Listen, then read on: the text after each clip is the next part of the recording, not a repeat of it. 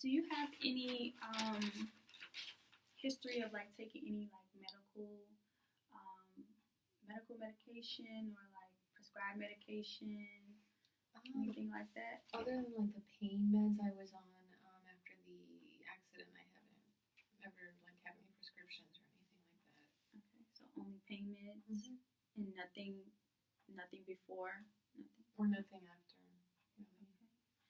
Okay, so you do you for your as far as health, um, do you consider yourself healthy other than the accident Yeah. injuries? I've noticed that I've lost weight, and other people have commented on it Okay. since then. Definitely haven't been going to the gym or working out or really doing anything active. Um, I think I'm in overall pretty good health. Like I'm alive and stuff. I'm not really enjoying anything, but physically I'm here and I'm fine. You say you lost weight, so you don't feel like you're not like upset about it, or you don't feel like you're not down about it. No, I mean I think it's an I loved eating like before. I really liked eating before, like going out and eating with friends or like cooking and stuff like that. I like doing it, but because I don't go out to eat with friends and I'm in my room most of the time, I just don't eat. And I wish that I could get as excited as I used to about, making food or going out to eat with my friends and stuff like that. But it just makes me tired. Like even the thought of having to go to the kitchen and heat something up and then eat it and then all of that, like that just makes me tired and I'd rather just stay in bed. Okay. So I know you said you haven't been eating as much, but like when you do eat, what are some of the foods that you are willing to eat? Anything that I can pop in the microwave. Anything? Yeah. Okay, so like quick food Yeah. or anything like that? Yeah. And I know that's not healthy, but it doesn't, whatever. I just want to keep myself alive and eat. It doesn't really matter anymore.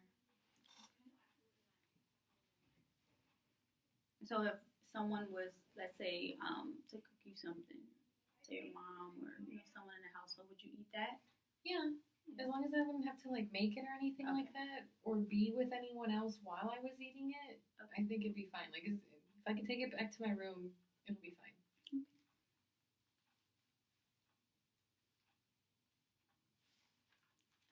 And so, do you know if like anyone in your family, like your mom or your brother, has any like medical conditions, known medical conditions? Mm-hmm. No. Mm-hmm. Okay. Everyone is pretty much healthy. That's good. Yeah, for the most part.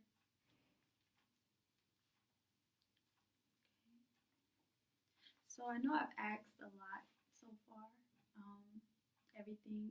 Do you still feel comfortable with sharing everything with me? I just want to make sure you're getting the full effect out of this therapy session. I don't want you to feel like you're just talking to a stranger or feel pretty much resentful or regretful for coming. I just want to make sure that everything is what you expected.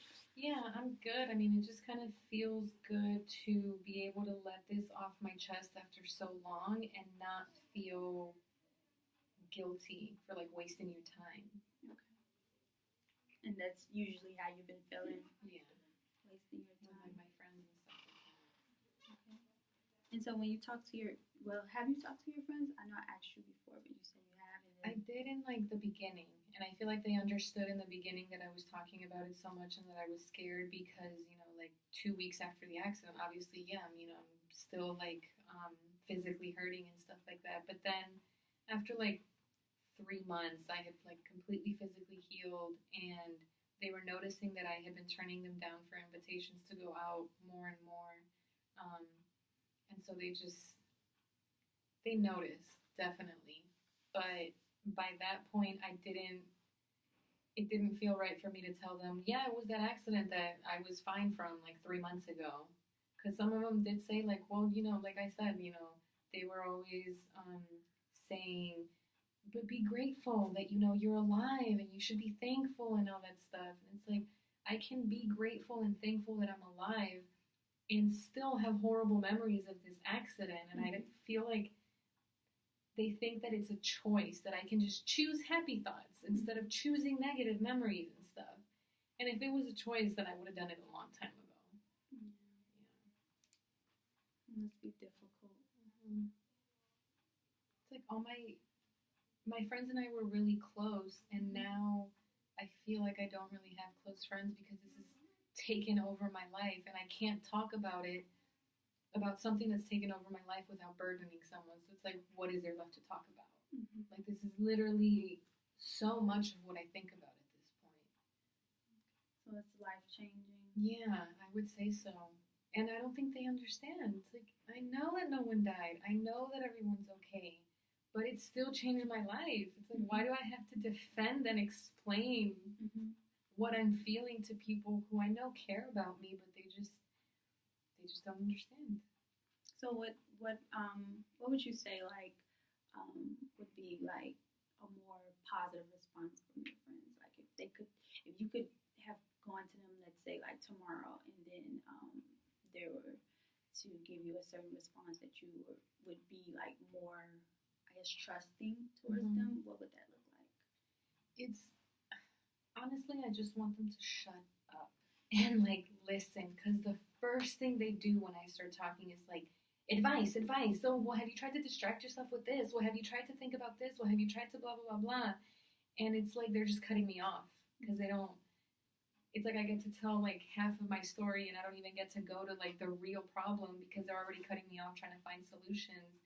And that's not what I'm going to them for. I don't want them to solve my problems. I just want them to know what is going on with me and why I'm different now. And not just jump in and try to solve everything and give me advice that I didn't ask them for. So really, it's just like, I wish that they would just listen instead of trying to do so much, which I guess it comes from a good place. You know, they care about me and everything, and they don't want to see me like this, but their advice isn't what I need right now.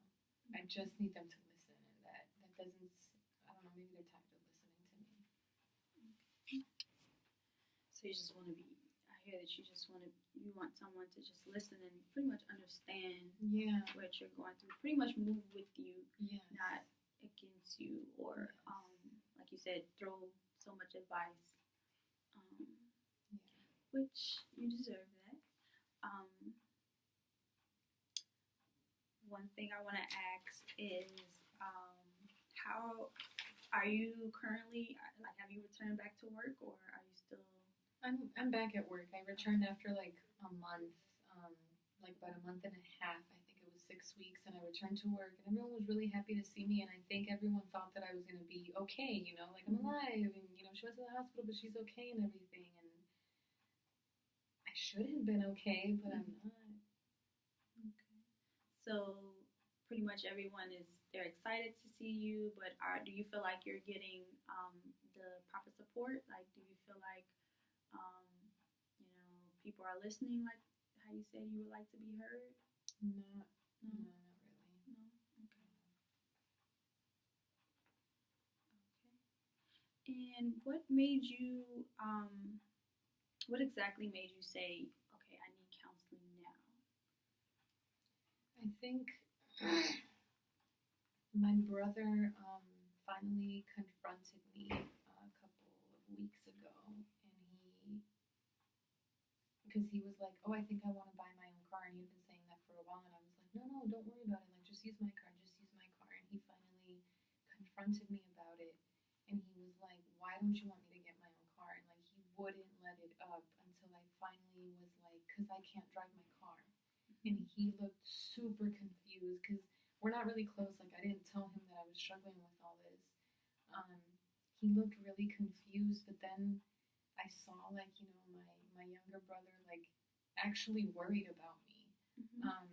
And it wasn't like, you know, he didn't ask none of the questions that you're asking me, but I feel like for the first time someone understood how serious it was, because just the look on his face was like confusion and then a lot of fear for me, I guess.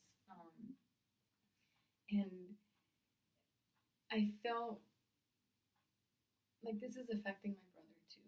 You know what I mean? And I don't want it to affect him. So now that I can't hide this from him anymore, I can't pretend that it's something else. And I just want him to have my car because I'm such a good sister, right? It's like, no, the cat's out of the bag and he knows I have a problem. And I don't want it to create like a negative home environment for him. So I feel like I just owe it to him now that I can't hide it anymore. I owe it to him to kind of get better. So, earlier during the session, I kind of heard you say that you and your brother did not originally have a close relationship, Yeah. but he has somehow or some way influenced you to pretty much seek counseling now. Yeah. Is that correct? Yeah. Okay. So you pretty much you haven't had a close relationship with your brother, but there's enough room for you to care about, you know, his opinion and his concern for you. Yeah. Pretty much. Yeah. Okay. And it's not like we don't get along. I think it's just that we're very different. He also works like different shifts, so I don't get to see him much anyway. And he likes to be out of the house a lot. So it's not like we don't get along. It's just that we don't really see each other, and we live such like different lifestyles and stuff that we, you know, don't have a lot to talk about really. But I love him, you know. He's like my little brother. I raised him, and so when I saw that fear on his face, it was kind of like a jolt. Like, oh, this is serious. Like a wake up call. Yeah, exactly. Because I feel like if I had been hiding it successfully from him, then things were okay. Mm-hmm. But then he found out, and now he's noticing that I like being in my room a lot, and he's asking like a little bit some questions that really only he can ask because he's the one living at home with us. So. Mm-hmm. I don't know, it was just kind of like maybe I'm not dealing with it like I thought I was. I'm not as slick as I thought I was. Mm-hmm. Yeah. Okay. That's good that he's able to realize when something's not right, Mm-hmm. or you know, be able to, I guess, project that wake up call. Pretty much. I think that that's very important. Um, I just have one more question. Do you currently have like a significant other? Like, are you in any like romantic relationship? Mm-hmm. And that's another thing my mom and I fight about because I'm like 33, and according to her, I should be married with like 4 kids. So we're very, very different. Okay. And it's just one of the things that we argue about. And you guys argue particularly like about you being in one? Like, yeah, like she just wants me to be married and settle down and doesn't understand why I love my career so much. Okay. And so how does that make you feel? Like, do you feel pressured? Yeah, I do. I understand that, you know, she was brought up in a very different time than I was. Like, she had me when she was like in her early 20s and stuff like that.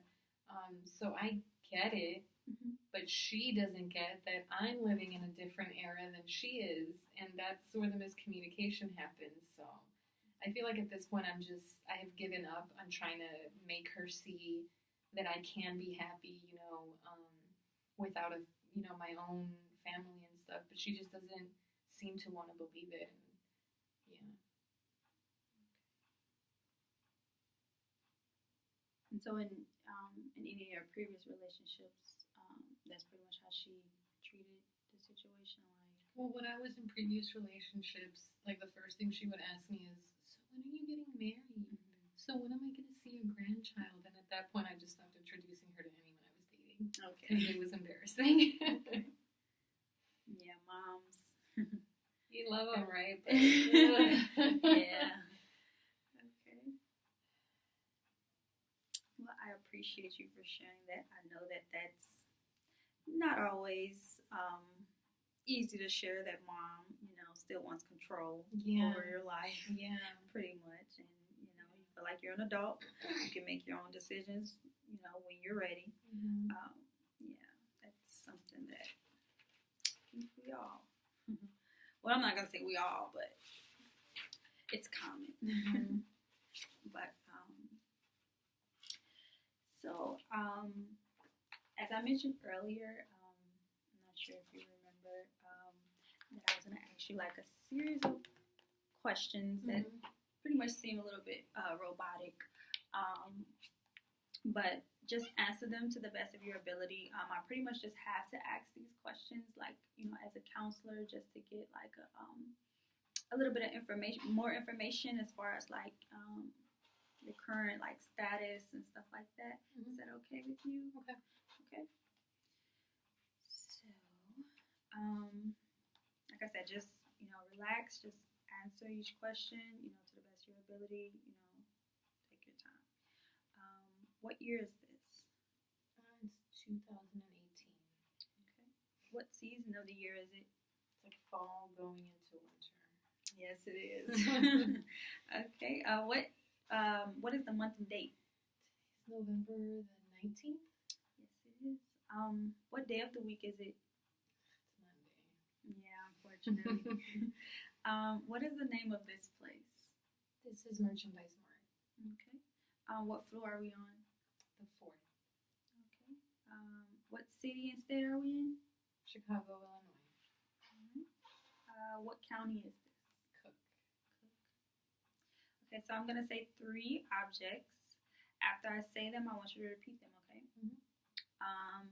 They are gonna be apple, table, penny. Apple, table, penny. Okay. Now remember those three objects. I'm gonna ask you a little bit later, and then you're just gonna repeat them again. So I'm gonna say 100, and then I want you to subtract 7 from 100 each time. So start with 100, subtract 7, then subtract 7 again, and keep going. Okay, so 100, 93, 86, 79, 72, 65, 58. Okay, you can stop there. That's good enough. What are the 3 words I asked you to remember? Apple, table, penny. Yes. Okay, so I'm gonna show you an object. I'm gonna hand you the object, and I want you to reach for it with your right hand, hand it over to your left hand, and then put it on the table. Okay, so what is this? It's a pen. Okay, and then very good. So I'm gonna hand this book over, and it's gonna be something at the top, and I pretty much want you to do it. You don't have to say it out loud, but just do what the top of the page says. Okay. Okay. Very good. So now I'm gonna give you a sheet of paper, and I pretty much take this. Pretty much want you to the best of your ability, draw out this image. Okay.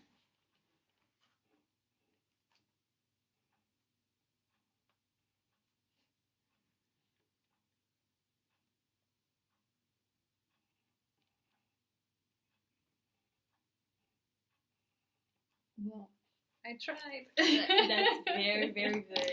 Trust me, people have done worse. Okay. So on this same sheet of paper, on the same sheet of paper, I just want you to write a complete sentence. It could be anything. Okay.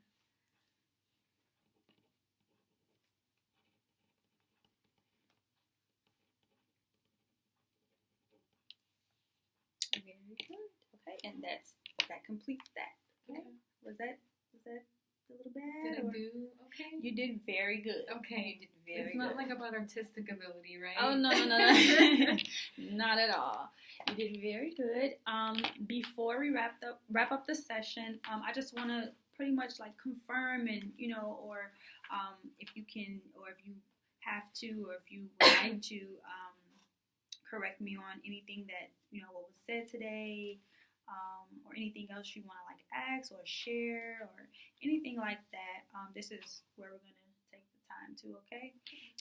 So in today's session, I pretty much heard you pretty much disclose that you've been in a car accident, and it's been about 6 months, 4 months, 4 to 6 months. Yeah, I'm sorry, 4 to 6 months. And you said that during the accident, you pretty much were in an argument with your mom, and that you feel like because of the argument that the accident was your fault. Mm-hmm. Is that correct? Yeah. Okay. And then you also said that your mom was not really in favor of you seeking counseling. No. Okay. And you also said that your mom has been diagnosed with depression, persistent depression, right? Major depressive Major, I'm disorder sorry. and anxiety. Major depression and anxiety disorder. Mm-hmm. And she hasn't seeked counseling No. in the past. Mm-hmm. Okay. And you also said that you have a younger sibling, brother, Mm-hmm. that you guys are 8 years apart, Mm-hmm. and that you guys do not share a good relationship. Well, you didn't share a good relationship growing up because of the age difference. It wasn't like it was a bad relationship. It just, 8 years apart, you're doing two completely different things. So we were never really close. Okay. So there was just a gap in Yeah. the age, pretty Yeah. much. And Okay. interests and stuff like that. Okay. I'm sorry about if Mhm, I it's okay. said that I mean, wrong. it's not a great relationship, so Okay. it can get better.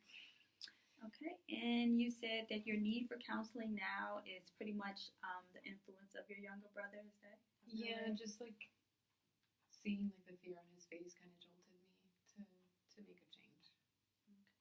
And you also feel as if before the accident you were a little bit more social Mhm. and Mhm.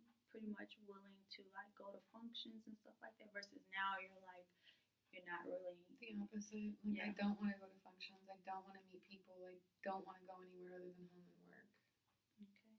And I know that you said whenever you pretty much get into cars or when you're like reminded of like certain sounds or when your mom pretty much like raises her voice or you guys particularly get into an argument or something like that, you just pretty much have flashbacks and your symptoms are pretty much like heavy breathing Mhm. and basic panic Yeah, symptoms, yeah. stuff like that. Mhm. Okay. And you did say that you were willing to try like a virtual reality type of thing to like help you get over it. Yeah. Is that right? Mhm. Okay. Well, eventually throughout these sessions, I'm hoping that we will be able to try that method for you. I'm glad that you're willing to try that. I think that a lot of clients that I've had that experience like things that pretty much happen to them and then they're reminded of certain things with this method. We have a pretty good prognosis. I'm sorry, with trying this method. Okay. Okay, so I look forward to that. Hopefully, we can. This counseling relationship will reach that point because Mhm. I am very, very excited for your progress. And I thank you for taking the big step. I know it was pretty hard, pretty much, going against the grain a bit with seeking counseling. I appreciate you for doing that, and I think that we will reach the goal that you would like, okay? Okay. All right. Thank you. Yeah, thanks.